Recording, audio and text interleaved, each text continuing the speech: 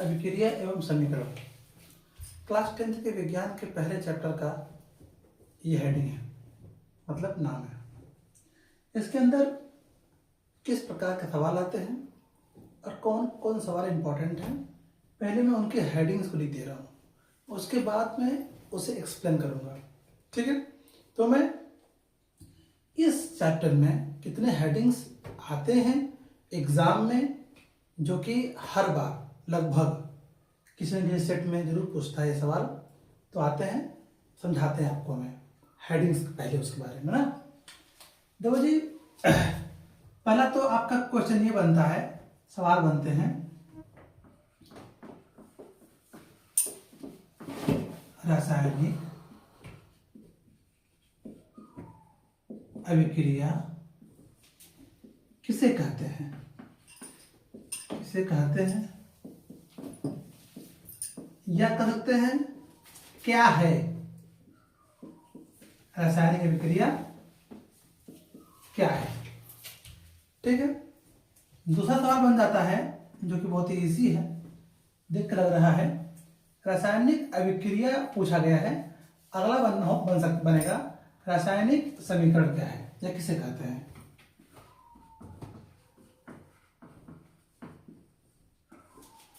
रासायनिक समीकरण किसे कहते हैं?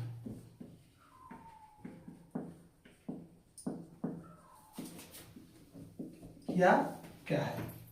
देखो जी, चांसेस किसे कहते हैं क्या है, ये चांसेस है क्या पूछता है, लेकिन इस प्रकार से सवाल आते हैं। ठीक है, तीसरा इंपॉर्टेंट क्वेश्चन, जो कि इसमें से मैक्सिमम चांसेस होते हैं सवाल का आना। जैसे कि आपका सवाल आपका है, रासायनिक अभिक्रिया कितने प्रकार के होते हैं? कितने प्रकार के होते हैं?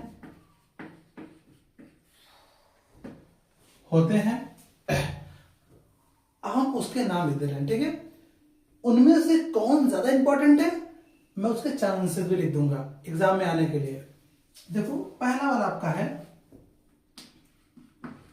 योगात्मक अभिक्रिया। ठीक है, दूसरा है इसके अंदर ये नहीं, चलो इसकी तरह अगर आपको समझ में आना चाहिए अच्छे से,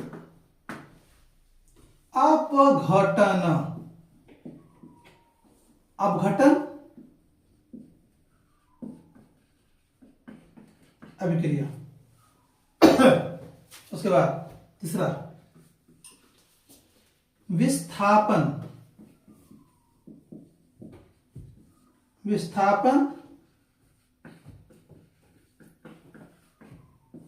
अभिक्रिया। ठीक, तीसरा है नहीं, चौथा है रेडॉक्स अभिक्रिया।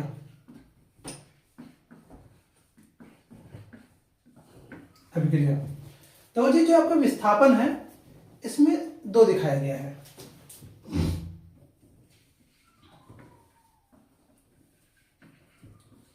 एकल विस्थापन, द्विविस्थापन।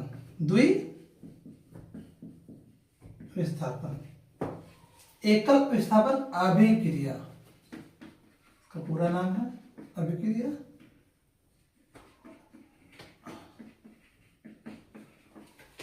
इसका नाम है द्विविस्थापन अभिक्रिया। वैसे ही इसके अंदर भी है,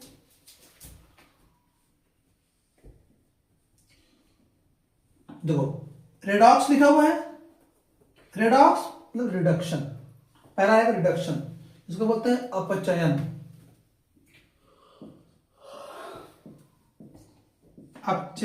अभिक्रिया। दूसरा क्या है? उपचयन। उपचयन अभिक्रिया। देखो जी, उपचयन को ना हम लोग ऑक्सीकरण भी कहते हैं। क्या कहते हैं? ऑक्सीकरण अभिक्रिया भी कहते हैं।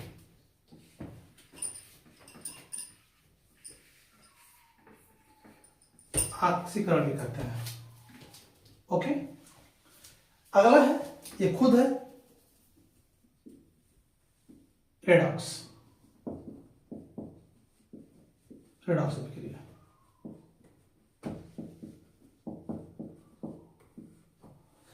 ठीक है, इतने रिएक्शंस हैं, मतलब कि ये आपका मेन हो गया, ये सिंगल है, ये भी सिंगल है, इसमें डबल है, इसमें ट्रिपल है। ठीक है, इतना ये रासायनिक अभिक्रिया के प्रकार के ये लिस्ट था।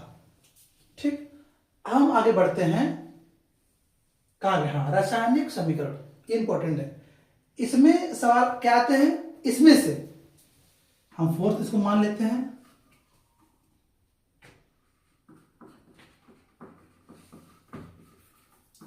रासायनिक समीकरण, समीकरण का संतुलन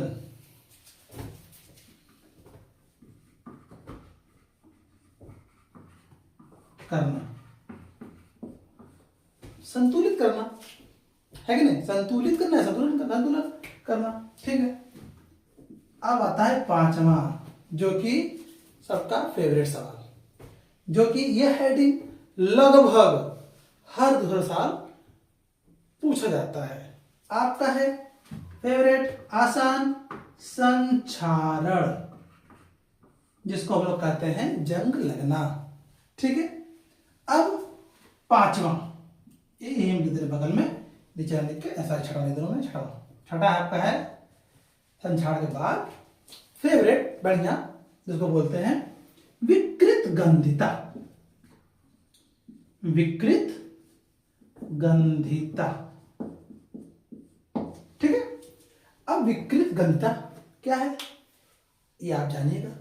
ठीक है, पहले देखो ये क्वेश्चंस, चाहे ये क्वेश्चंस, ये दो क्वेश्चन तो आप जरूर याद कर लीजिएगा, क्योंकि ये चांसेस पूछने का बोर्ड एग्जाम में लगभग 85% होता है। दोनों का, दोनों पूछ सकते हैं, 85-85 चांसेस होते हैं। हमने प्रीवियस पेपर को देखा है, आकलन किया है, तब मैं बता रहा हूं आपको। ठीक है, इनमें से और इन रासायनिक अभिक्रियाओं में सबसे ज्यादा लगभग 95% पूछे जाने वाले सवाल हैं विस्थापन अभिक्रिया, एकल द्वि मिलाकर 95%। इसको भूलना मत, जरूर पढ़िएगा। इन दोनों के बारे में बात किया जाए 60% मान सकते हो, 60%। ये दोनों 60% तक पूछे जाते हैं बोर्ड एग्जाम में। ये वाला इसकी तरह है 85%। एग्जाम में चांसेस है, सब चांसेस है पूछे जाने का। ये वाला जो हेडिंग है संक्षारण, इसको आप 97 मान लीजिए। इसको आप पक्का याद कर लीजिएगा। अगर ये याद कर रहे हैं, ये भी याद कर लो, क्या दिक्कत है, याद कर लो। अगर भोज्य पदार्थ का स्मेल, अगर भोज्य पदार्थ का स्मेल खराब या बदबू दे, बेकार आए या खाने योग्य न रहे, तो विकृत गंधिता, विकृत गंधिता। अगर कोई लोहा, पीतल, कांच, एल्युमिनियम जो भी अगर जंग लग जाए या किसी माध्यम से क्षरण हो जाए उसका, तो संक्षारण, ये भी हो जाएगा। इसका बात किया जाए, इसको पढ़ लेना, आज नहीं तो कल काम आएगा, क्योंकि ये भी इसकी वैल्यू ज्यादा है कि नहीं? आपको यहां नहीं काम आएगा तो 12 में काम आएगा।